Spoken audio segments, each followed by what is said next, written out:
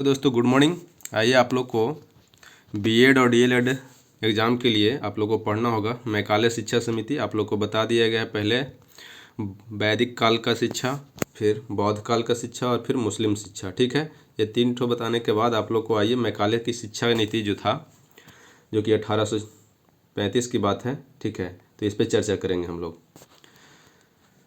देखिए आप लोग को पढ़ना भी रहता है उसमें।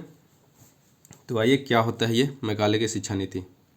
देखिए मैकाले ने कहा, एक यूरोपीय देश की किसी पुस्तकालय की एक अलमारी में जितना ज्ञान या जानकारी है उतना पूरे भारत की जानकारी को इकट्ठा कर लिया जाए तो यह बराबर नहीं होगी।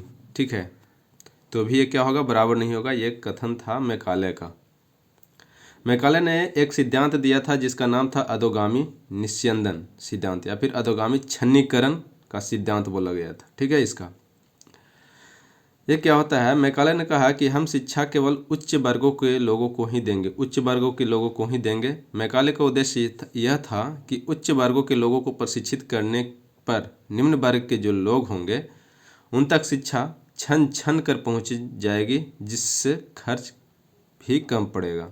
ठीक है, तो ये मैकाले का कहना था कि उच्च वर्ग के लोग को शिक्षा जब देंगे तो निम्न वर्ग के जो लोगों के पास जो शिक्षा जो है छन छन कर पहुँच जाएगा। ठीक है, लेकिन वर्तमान में ऐसा नहीं है। ऐसे देखिए मैकाले ने अपना विवरण पत्र बेंटिक को भेजा। उस वक्त 1828 से 1835 ये आप लोग का भारत का गवर्नर जनरल था विलियम बेंटिक था। ठीक है, विलियम कौन था, बेंटिक था, विलियम बेंटिक बोलते हैं। ठीक है, इसीलिए 1833 जो आया था चार्टर एक्ट, 1833 चार्टर एक्ट जो आया था, इसके द्वारा बंगाल के गवर्नर जनरल को भारत के गवर्नर जनरल बना दिया गया।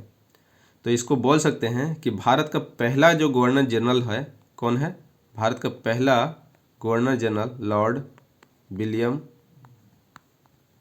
लॉर्ड विलियम बेंटिक बोला गया। ठीक है, तो ये याद रख सकते हैं आप लोग कि 1833 चार्टर एक्ट के तहत ये आप लोग का लॉर्ड जो विलियम बेंटिक है वो भारत का पहला गवर्नर जनरल बना। ठीक है, तो देखिए ये जो मैकाले ने अपना विवरण पत्र भेजा, किसको भेजा था, तो बेंटिक को भेजा था। 1835 का जो मैकाले घोषणा पत्र था, 10 जून 1834 को लॉर्ड मैकाले इंग्लैंड से भारत आया और विलियम बेंटिक का क्या बन गया, कानूनी सलाहकार बन गया। ठीक है, कानूनी क्या कर बन गया, सलाहकार बन गया। ठीक है, इस समय एक होता था जन शिक्षा समिति या फिर लोक शिक्षा समिति, इसका ही मतलब कि अध्यक्ष बना दिया गया किसको, ये मैकाले को बना दिया गया, जिसको में 1 लाख रुपए की धनराशि मतलब कि होता था। ठीक है, उसका अध्यक्ष ये बन गया। अध्यक्ष बनाने के बाद मैकाले 1813 के आज्ञा पत्र को संपूर्ण अध्ययन किया। 1813 का जो क्या था, आज्ञा जो पत्र था, इसको क्या किया, लॉर्ड मैकाले मतलब संपूर्ण अध्ययन किया। ठीक है, उसके बाद 2 फरवरी 1835 में मैकाले ने अपना विवरण पत्र लॉर्ड विलियम बेंटिक को क्या किया, प्रस्तुत किया। इस विवरण पत्र का उद्देश्य था कि वास्तव में रंग रूप वेशभूषा हर तरह से भारतीय हों, लेकिन उन्हें ऐसी शिक्षा दे दी जाए कि आध्यात्मिक रूप से वह क्या बन जाए, अंग्रेज बन जाए। जाहिर सी बात है, पहले न भारतीय लोग को मतलब कि अंग्रेजी आती नहीं थी, तो अंग्रेजी शिक्षा देने के लिए क्या किया कि अंग्रेजी जानेगा तो उन लोग को जैसे हेल्प भी मिलेगा। ठीक है, तो मतलब कि रंग रूप वेशभूषा के आधार तो भारतीय हो जाएंगे, लेकिन जो शिक्षा दी जाएगी अंग्रेजी का, उसमें क्या होगा, आध्यात्मिक रूप से वह अंग्रेज बन जाएगा। ठीक है, देखने में भारतीय और अंतःक्रिया अंग्रेजों की तरह हो, ये सब सोच रहे थे कौन, मैकाले के द्वारा सोचा गया था। ठीक है, विलियम बेंटिक उनको अध्यक्ष बना दिया था 1 लाख रुपए तक खर्च करने की। उसके बाद 1813 में क्या किया, आज्ञा पत्र को पूरा अध्ययन किया 1813 का। उसके बाद 2 फरवरी 1835 में मैकाले क्या किया,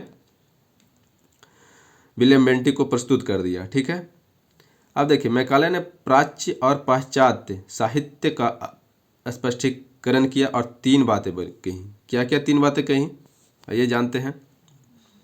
ये बोला पहला कि जो गवर्नर जनरल है वह 1 लाख रुपए तक की मतलब कि खर्च करने के लिए स्वतंत्र है। गवर्नर जनरल जो भी रहेगा वो 1 लाख तक जो रुपया होगा उसका जन शिक्षा समिति के तहत वो 1 लाख तक रुपया खर्च करने के लिए स्वतंत्र होगा। फिर दूसरा बोला था कि भारतीय साहित्य तब पूरा होगा जब अंग्रेजी साहित्य जोड़ा जाएगा। भारतीय साहित्य में पहले अंग्रेजी नहीं जोड़ा गया था, इसीलिए वो बनाया कि भारतीय साहित्य तब पूरा होगा जब उसको में क्या किया जाएगा, अंग्रेजी साहित्य जोड़ा जाएगा। और तीसरा ये एक बहुत बड़ी बात बोल दिया है कि भारतीय विद्वान पूरी तरह से विद्वान तब कहलाएंगे जब वह हिंदी, उर्दू, संस्कृत के साथ साथ अंग्रेजी भी जानता हो। ठीक है, मतलब कि पहले जो यहाँ भारत में जो पढ़ाया जाता था हिंदी, उर्दू और संस्कृत के ही मतलब कि विद्वान रहते थे। तो ये जो मैकाले जो थे वो मतलब कि जो शिक्षा आज्ञा पत्र जो इनको भेजा बेंटिक को, उसके बाद इसको मैं ये 3 बातें कहलवाया कि भारतीय विद्वान पूरी तरह से विद्वान तब कहलाएगा जब उसको साथ हिंदी, उर्दू और संस्कृत के साथ साथ किसकी शिक्षा मतलब कि उसको आनी चाहिए, अंग्रेजी भी जानता हो। ठीक है, ये 3 बातें याद रखिएगा। उपरोक्त स्पष्टीकरण से भारतीय साहित्य में कुछ बातें नुकसानदेह भी थी, जैसे प्राचीन भारतीय संस्कृति नष्ट होने का खतरा था और भारतीय शिक्षा व्यवस्था का समापन हो सकता था। तो ये यहाँ के लोगों को लग रहा था, ठीक है, कि प्राचीन भारतीय जो संस्कृति जो चलते आ रही है, संस्कृति जो उसमें हिंदी, उर्दू और संस्कृत के भाषाओं को जो ज्ञान अर्जित करते थे, तो ये अंग्रेजी आने से क्या होता कि उसकी संस्कृति पर मतलब कि खतरा मंडरा सकता था और भारतीय शिक्षा व्यवस्था का समापन भी हो सकता था। ठीक है, तो आप लोग को ये जो याद रखने वाली बात थी, आप लोग को 1835 में आया था ये क्या, शिक्षा समिति मैकाले का आया था। ठीक है, मैकाले का ही मतलब कि मुख्य श्रेय जाता है ये इंडिया में अंग्रेजी शिक्षण को व्यवस्थापित करने में। ठीक है, तो दोस्तों आज के लिए मतलब कि इतना ही, फिर नेक्स्ट वीडियो में मिलते हैं। ठीक है, नेक्स्ट शिक्षा नीति और ये सब चीज़ें आप लोग को बीएड वगैरह में थोड़ा थोड़ा करके पढ़ना है। ठीक है।